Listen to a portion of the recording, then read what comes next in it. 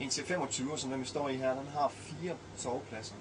2 hernede bagi og 2 op over i alkoven og hen over førerhuset. Sovepladsen heroppe, der er nem at gå op. Enten kan man træde på ryglæn her, der er holdbart til det, eller også så tager man lige sin stige ned, sætter på, og så er der adgang direkte op.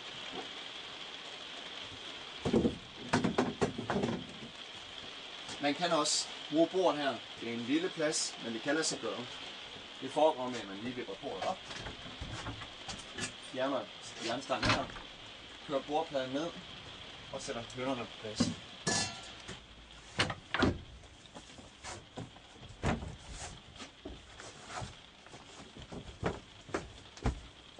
Så er der faktisk en lille plads til et barn.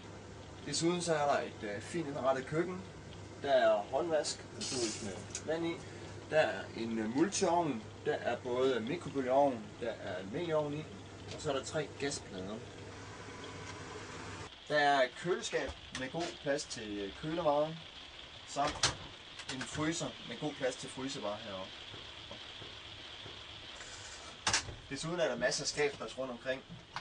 Hele vejen rundt i autocamperen ser man skabsplads, og der er skabsplads hernede med bøjleskab, så jeg kan hænge tøj ind. Bagerst i vognen er der toilet. Toilet, der går ned i en septetank, og brusebad, der også går ned i samme spildevandsholder, der er nemt at tømme ud bagved. Og lige ude foran toilettet, der er en lille håndvask og et spejl og et skab naturligvis.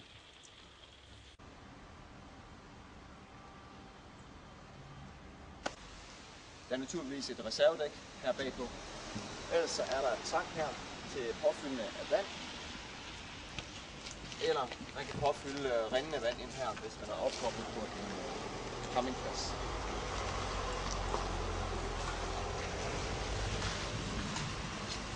Ind i siden her kobler man strøm til. Her har vi slangen, som vi nok skal tømme kloaknettet. Stor stangstus, som vi simpelthen kobler på ind her, og så er vi klar til at tømme septetanken.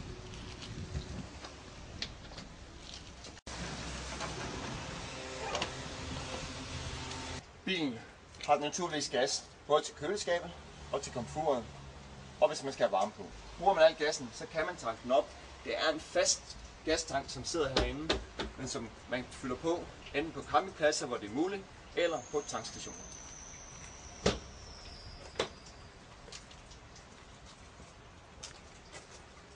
Autocamperen, den er nem at køre.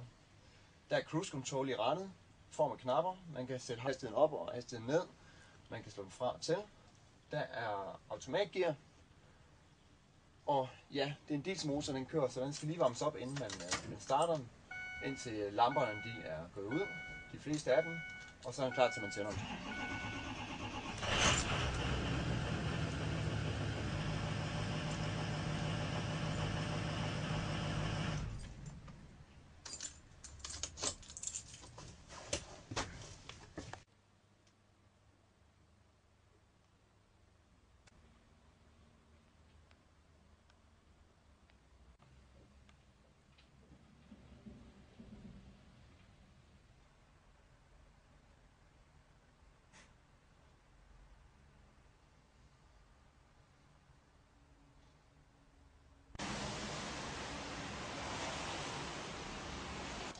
Så nu er der kun én ting at sige.